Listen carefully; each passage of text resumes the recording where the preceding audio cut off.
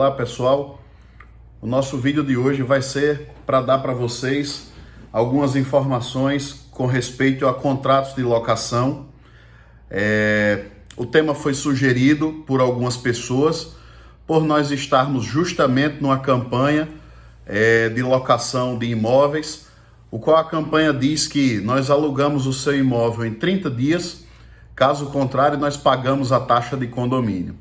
Então é uma campanha muito inovadora, nós nunca vimos no mercado uma campanha tão agressiva, porque normalmente as pessoas oferecem algumas coisas às outras mediante a compra, e nós estamos nos dispondo a desafiar o cliente locador, não é? Caso a gente não alugue o imóvel, colocamos a nossa mão no bolso e pagamos o condomínio. Então foi uma campanha muito forte, muito agressiva, e uma campanha que exige muita confiança do trabalho que se faz. Então, para isso, nós vamos também dar algumas informações no que diz respeito a contratos de locação, para que essa operação seja cada vez mais segura, pois há uma responsabilidade muito grande no que diz respeito a contrato de locação e essa relação do senhorio, que é do locador, com o locatário, popularmente conhecido como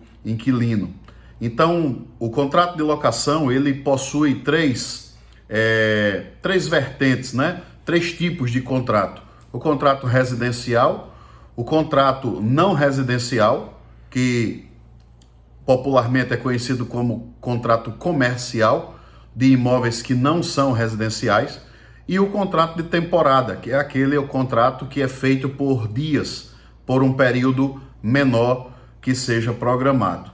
Então, uma das coisas importantes que eu queria falar para vocês no que diz respeito a contrato é que existe uma lei que regula e que rege todas as operações de locação, que é a Lei 8.245 de outubro de 91, eu creio que foi outubro, não é? Mas a Lei 8.245/91, que é a Lei do Inquilinato. Essa lei, ela passou por algumas mudanças no decorrer da sua criação até hoje, e ela vem se adaptando às relações entre locador e locatário, e o foco é dar segurança a essa relação, não é? Onde existe um objeto e esse objeto precisa ter um parâmetro para que ele possa ser comercializado ou que ele possa ser locado.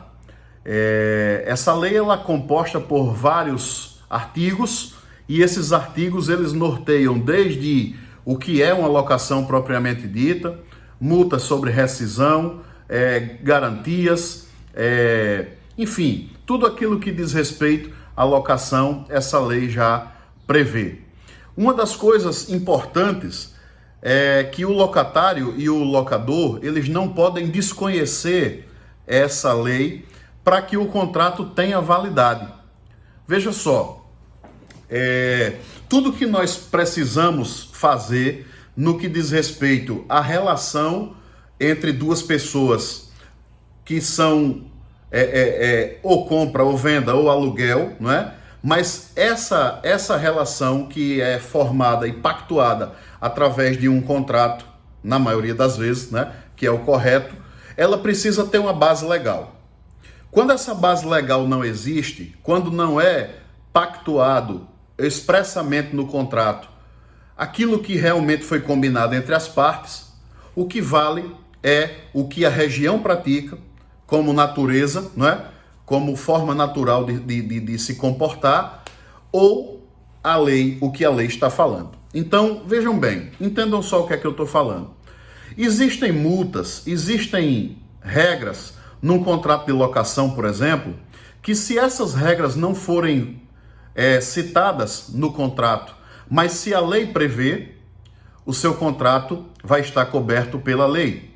Mas existem regras que a lei prevê e que os contratos, sem conhecimento da parte de quem faz, não estão dando cobertura. Por quê?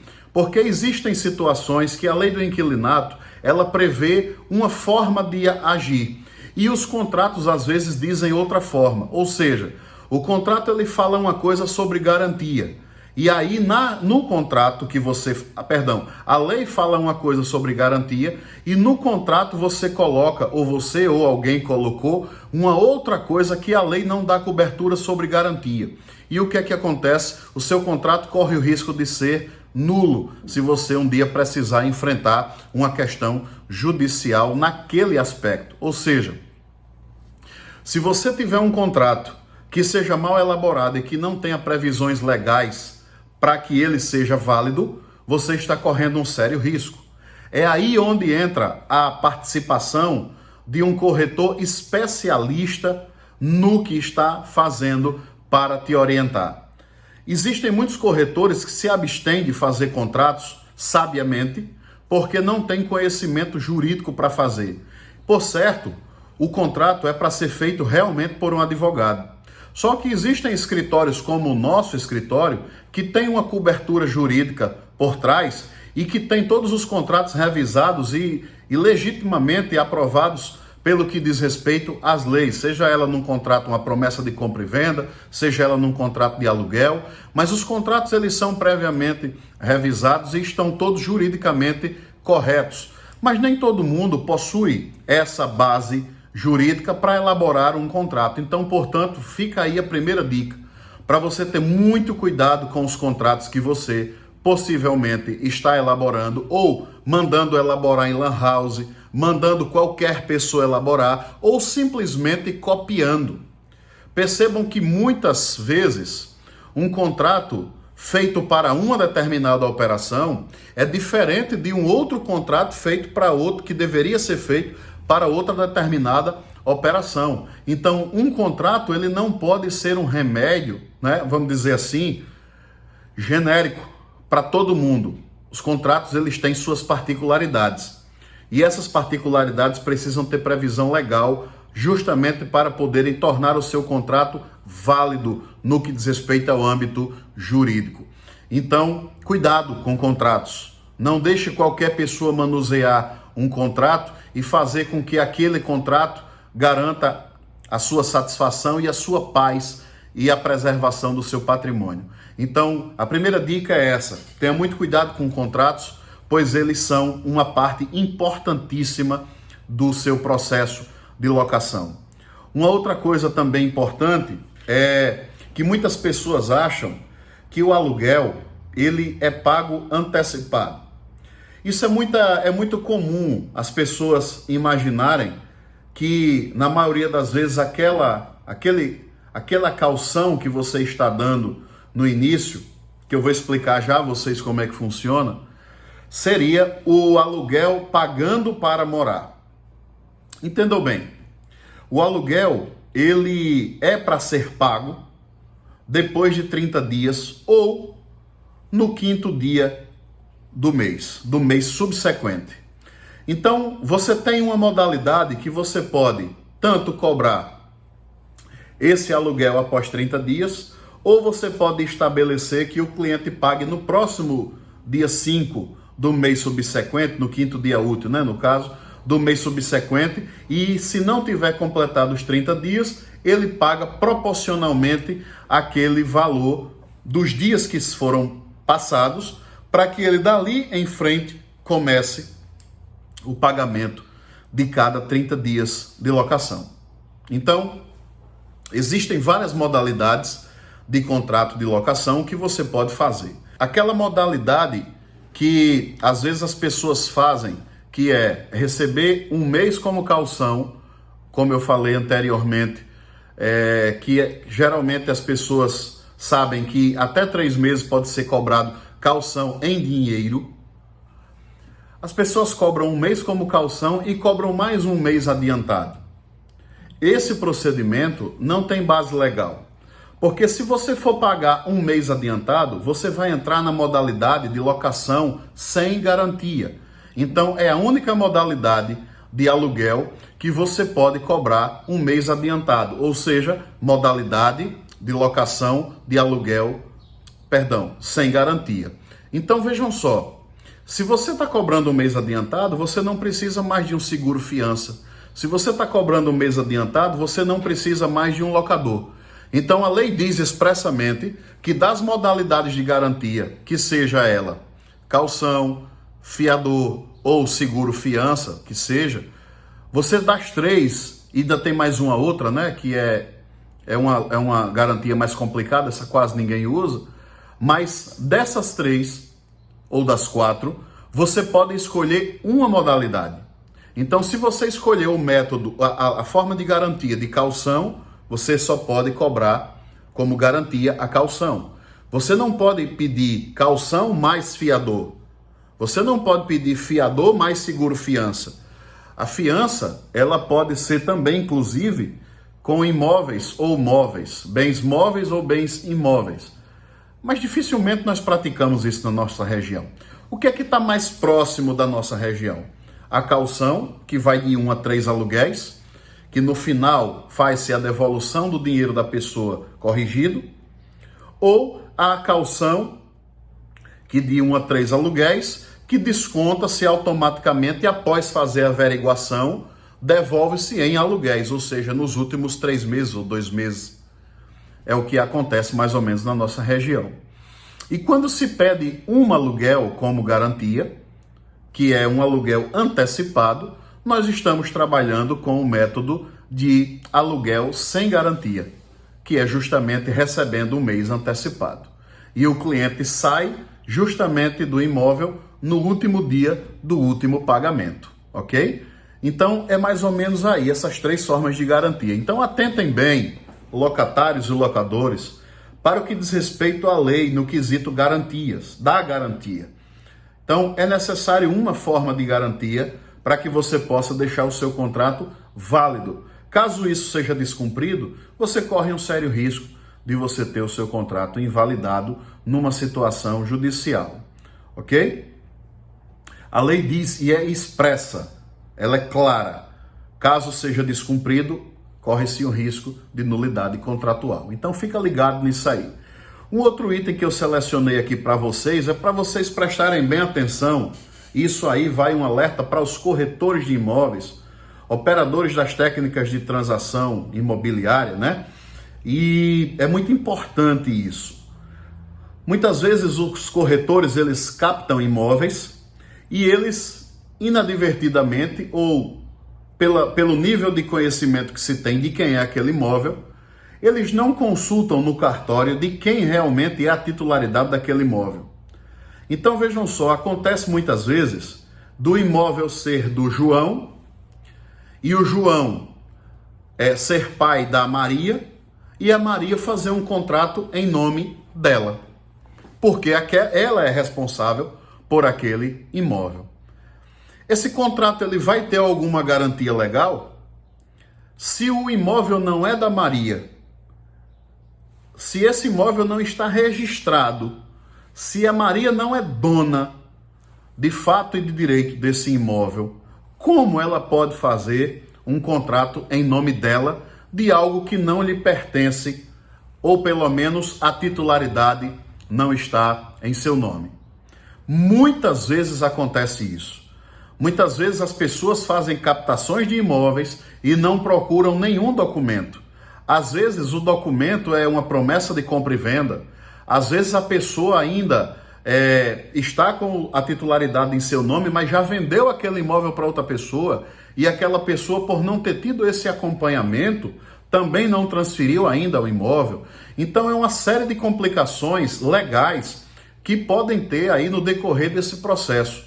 Então, se você está alugando o seu imóvel ou se você está alugando um imóvel, procure você que está alugando fazer o contrato em seu nome, para o nome de fato da pessoa que está alugando. E se você está alugando para uma empresa, faça no nome da empresa. Se está alugando a pessoa física, faça no nome da pessoa física responsável e capaz para assumir aquela locação. Então procure, como nós fazemos nos escritórios imobiliários, como as imobiliárias fazem, tenham processos para essa locação. Tanto quem está alugando, como quem é o proprietário do imóvel. Isso é muito importante você saber. É uma dica valiosa, porque você pode passar 1, 2, 3, 4 anos no imóvel e você nunca ter a necessidade de acionar um contrato desse na esfera judicial. Mas você também pode, de imediato, precisar acionar esse contrato na esfera judicial. E como é que o seu contrato está no nome de Maria, se a propriedade pertence ao João? O João é um primo, o João é um tio, o João nem é nada da pessoa, às vezes é uma pessoa que está fora do estado, fora da cidade, e passou os poderes através de um relacionamento para outra pessoa e sequer a pessoa tem uma procuração. Então fique bastante ligado nisso, e corretor e corretora de imóveis também. Não se arrisque a fazer um contrato de aluguel no nome de alguém sem você ter a certeza de que aquele imóvel pertence àquela pessoa, ok? IPTU e taxa de condomínio. A lei é expressa quando ela diz que a responsabilidade do pagamento de impostos e taxas, isso aí está no artigo 22 da lei 8.245. A responsabilidade do pagamento de impostos e taxas é do proprietário. O IPTU é um imposto sobre a propriedade que é de inteira responsabilidade do proprietário. Aí a lei diz assim, salvo decisões expressas em contrato. Ou seja, cabe ao locador, ao proprietário do imóvel, junto com o locatário, decidir quem vai pagar o IPTU e a taxa de condomínio e as demais taxas. Se o locador, em comum acordo com o locatário, decidir que vai transferir para ele a responsabilidade do pagamento da taxa de condomínio e o IPTU, estando expresso em contrato, essa decisão é válida. Se os dois decidirem dessa forma, cabe ao locatário cumprir. Se por acaso no contrato não estiver expresso, a responsabilidade estará sobre o senhorio, sobre o locador. Ok? Então, expresso em contrato, contrato assinado, IPTU lá por conta do locador, tá lá.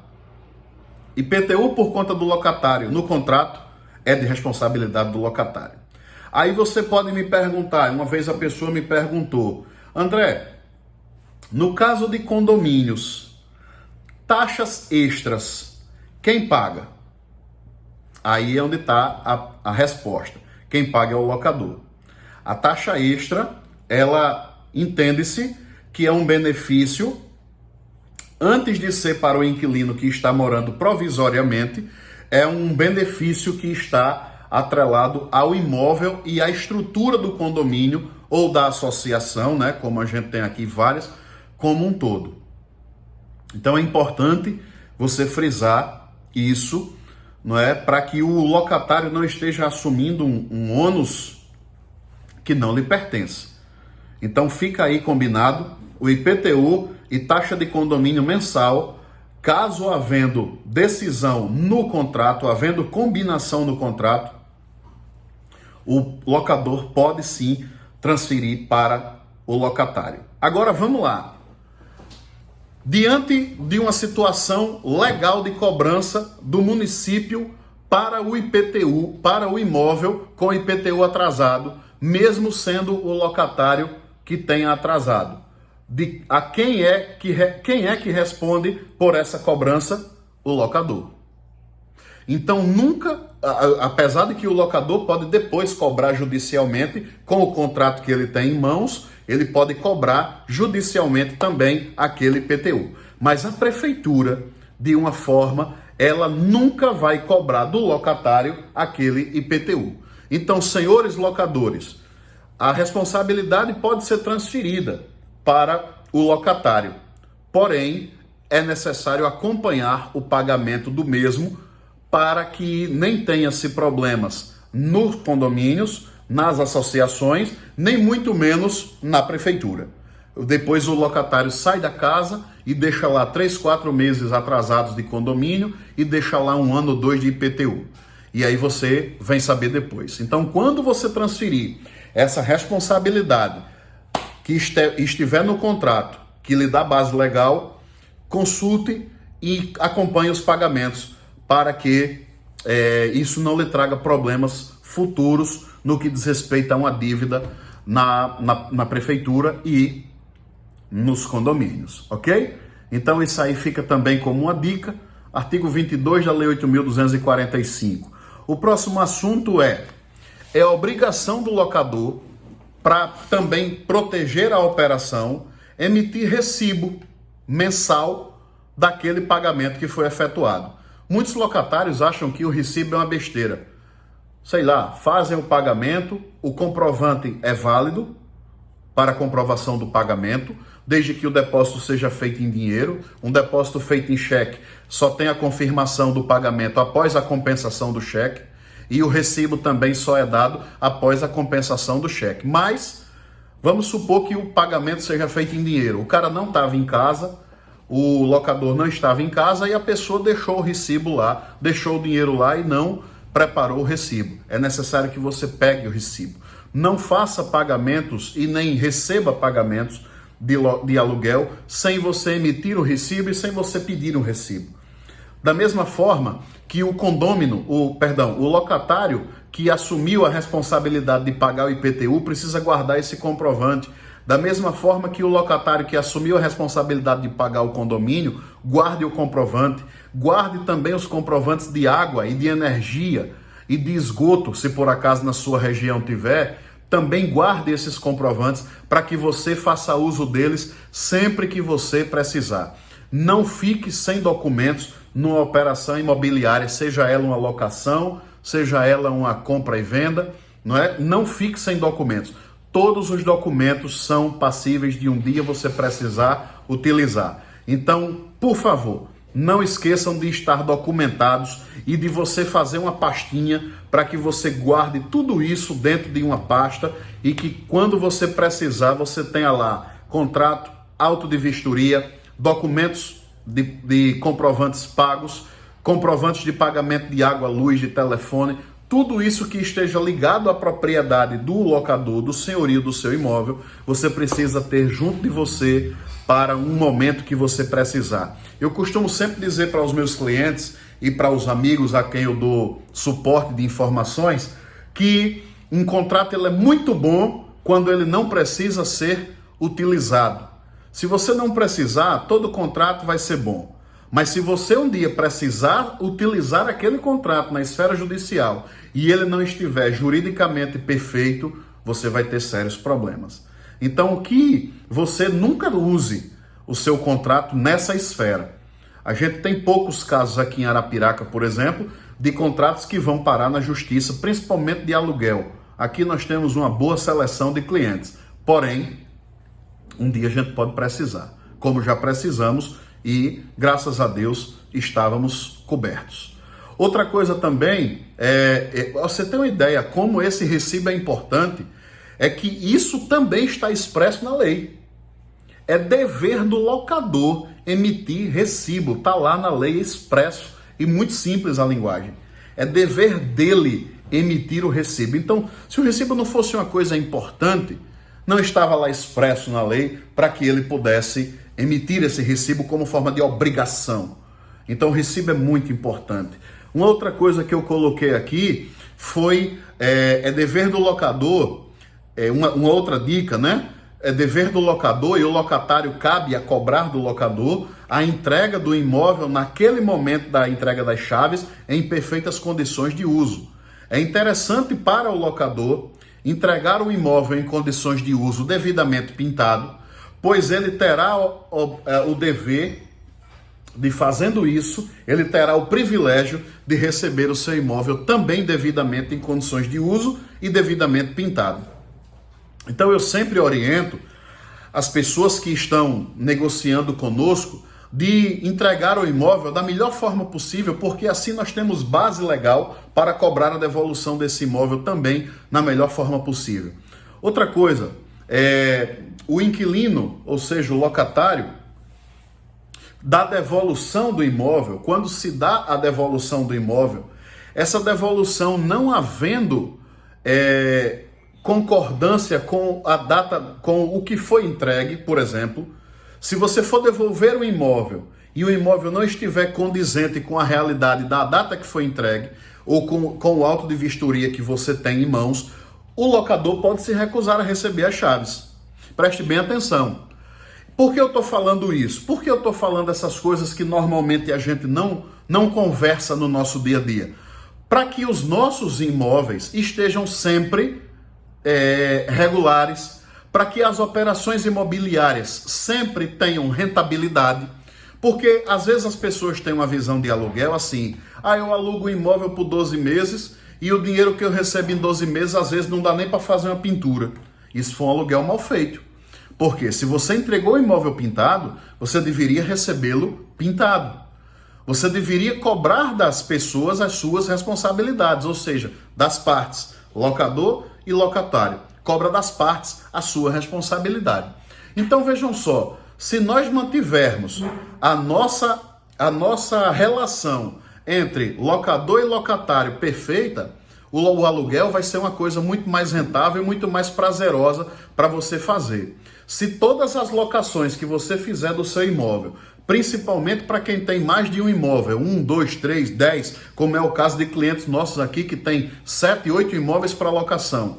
Aí se você começa a criar esse vínculo de não ter procedimentos legais para fazer a locação e você começa a ter prejuízo, a locação não é mais interessante. Aí você começa a ir na contramão do mercado que diz que a locação hoje voltou a ser um bom investimento. Então preste bem atenção, quando você for entregar o seu imóvel, se prepare com um auto de vistoria, se proteja com um laudo de vistoria, para que aquele laudo sirva de referência para quando você for buscar. Em outra oportunidade, eu mostro aqui o nosso processo de locação, mas tenho a certeza que nós lançamos essa campanha e no nosso material, quem não viu ainda pode ver, entra no Instagram e vê lá a nossa postagem do alugue seu imóvel em 30 dias, caso contrário paga a taxa do condomínio, e desliza a página para a segunda página e veja lá 4 processos importantíssimos no nosso processo de locação. Um deles é um auto de vistoria com fotos e com informações de cada cômodo. Então isso é muito importante para que você possa receber o seu imóvel nas mesmas condições que você locou, ok? Então é legal isso, também está expresso na lei do inquilinato, justamente para proteger o patrimônio das pessoas. E o nosso objetivo, enquanto corretor, enquanto escritório imobiliário, enquanto operadores de transações, é justamente proteger o patrimônio das pessoas e proteger a qualidade de vida daqueles que estão adquirindo um imóvel, que seja por compra ou seja via locação. Então, é importantíssimo essa parte aí do estado do imóvel. Existe uma outra dica também, que é você não fazer alterações no imóvel sem a expressa autorização do proprietário, para que não haja questionamentos futuros. Então, quem mora em imóvel alugado deve satisfações nesse quesito, no que diz respeito a alterações. A lei também é expressa. Caso você faça alguma alteração, solicite autorização por escrito e você vai estar embasado para você devolver o imóvel com aquela devida alteração. Caso você faça a alteração e não tenha esse embasamento escrito, essa liberação do proprietário, você corre um sério risco de ter que, findo o contrato, devolver aquele imóvel do jeito que ele estava na época do laudo da vistoria. Então, se você fizer uma parede e você não pedir autorização, o proprietário, mesmo você achando melhor aquela parede lá naquele local, o proprietário não tem obrigação de aceitar e ele pode dizer: eu só recebo as chaves quando você me entregar o imóvel nas condições em que estava. Então, se você não devolver o imóvel nas condições em que estava, o proprietário pode se recusar de receber as chaves, quer seja uma mudança que você fez, e quer seja também condições de uso, se não estiverem de acordo o proprietário se nega e o aluguel continua correndo legalmente até a solução daqueles problemas. Então preste bem atenção o quanto de responsabilidade nós temos em relação a um contrato de locação. Geralmente, mesmo quando nós aqui do escritório não fazemos com a administração, mas é nossa cortesia, é nosso dever pegar as chaves de volta do inquilino que nós alugamos, mesmo nós tendo recebido somente um honorário correspondente a um aluguel, mas nós vamos lá no imóvel de novo, fazemos a vistoria de recepção daquele imóvel de novo, né, de devolução do imóvel e entregamos a chave ao proprietário, mesmo sem administração. Muitas pessoas não fazem isso e com isso correm sérios riscos de deixar o seu cliente locador em maus lençóis sem ele saber como proceder. Eu costumo dizer que o dever de conhecer a lei e o dever de conhecer os procedimentos de locação e de compra e venda é do profissional. O meu cliente, ele não tem nenhum dever de saber o que é que diz a lei, o que é que a lei 8.245 diz, o que é que o artigo tal diz, o que é que o artigo 20 fala. Ele não tem nenhuma obrigação porque não é o ramo dele. Ele tem dever de conhecer em que ele trabalha, o que ele faz. Mas do meu trabalho, não. Do meu trabalho, quem tem que ser especialista sou eu. Eu é que preciso defender o direito do meu cliente locador e do meu cliente locatário. Então fica aí a dica para que cada um assuma a sua responsabilidade. E por último, uma grande dica que é a multa rescisória. Essa daí muita gente tem dúvida, muita gente cobra errado, pessoas pagam essa multa de forma errada. E aí, o que é que a lei diz? A lei diz que a multa por rescisão antecipada ela pode ser até o valor de 3 aluguéis. Ok? Então, vamos supor que você coloque em contrato isso, que são 3 aluguéis. Então, vamos lá. Eu trouxe até aqui no PowerPoint, aqui na TV, um cálculo de uma multa, porque muitas pessoas não entendem como é a cobrança dessa multa. E eu já vi clientes faltando 1 mês, 2 meses para acabar o contrato, pagar essa multa 100%. Um absurdo. A multa, ela é paga proporcionalmente ao período que falta. Imagine só que, inclusive, a lei ela mostra como é o procedimento da cobrança, mas por falta de conhecimento, muitas pessoas não sabem. A lei diz assim que, pelo período que a pessoa já usou, se for um contrato de 1 ano, a pessoa já usou 8 meses, pelos 8 meses a pessoa não pode pagar a multa mais, porque ela já usou o apartamento ou o imóvel, né? E já pagou por aquele aluguel. O que foi que trouxe de prejuízo a rescisão antecipada para o locador ou para o locatário? Os últimos 4 meses, sendo um contrato de 1 ano, não é? Então vejam só, eu trouxe aqui uma breve explanação que eu vou colocar aqui para vocês. Opa! Bom, vamos lá. Então a gente tem aqui multa por rescisão, uma locação de R$1.000. Vamos supor que esse aluguel seja um aluguel de R$1.000, tá certo? E seja um contrato de 12 meses. Desse contrato de 12 meses, o locatário cumpriu 8 meses de contrato. Vão guardando aí as informações. E a multa estipulada nesse contrato foi de 3 meses do valor do aluguel. Uma das partes resolveu reincidir esse contrato e foi estabelecido para uma rescisão antecipada 3 meses do valor do aluguel. Então a multa seria R$3.000 do valor do aluguel. Como é que é essa cobrança? Presta bem atenção. 3 meses do valor de R$1.000 dá R$3.000. O contrato é de 12 meses, Então, inicialmente você pega 3.000 e divide pelo contrato 12 meses, aí você vai ter o valor de R$250, que é o valor de 1 mês de multa. ok? Então, aquela multa proporcional de a cada mês não utilizado vai ser R$250, está aqui o valor da multa.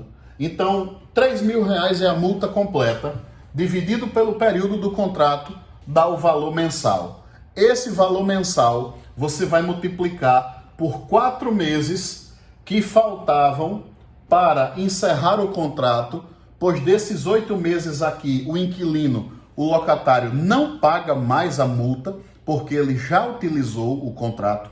Então, 3.000 dividido em 12, 250, vezes 4 meses que faltava para ele cumprir o contrato, que ele não cumpriu, e o proprietário, ou um ou outro, que pode ser uma rescisão antecipada por qualquer uma das partes, o outro não teve culpa, então 250 vezes 4 dá R$1.000. Então vejam só, uma multa que seria de 3 aluguéis, num contrato de 12 meses, de um valor de R$1.000 de aluguel, seria, no caso, para um contrato cumprido em 8 meses, seria R$1.000.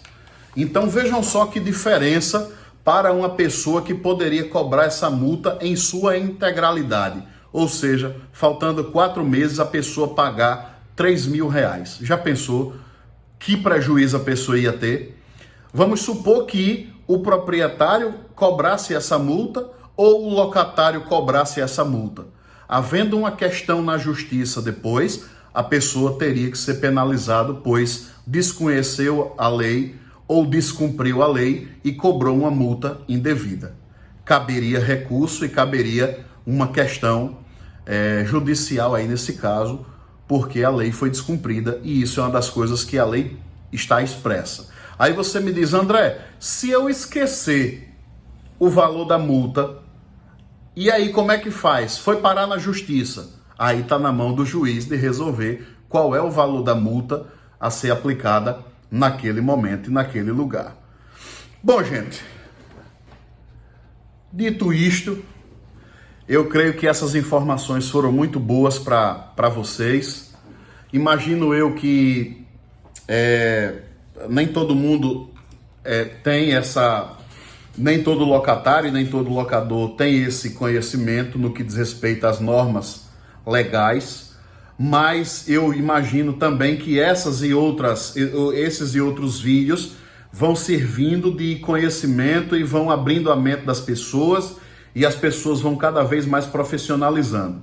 Agora, uma dica matadora que eu dou para vocês é: nunca deixe de trabalhar com um corretor especialista.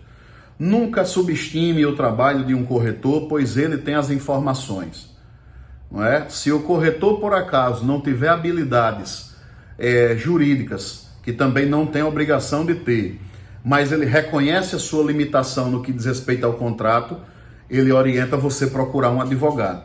E o contrato deve ser feito por um advogado em 100% dos casos, tá? Principalmente contratos mais complicados, de valores maiores, que tenham mais particularidades.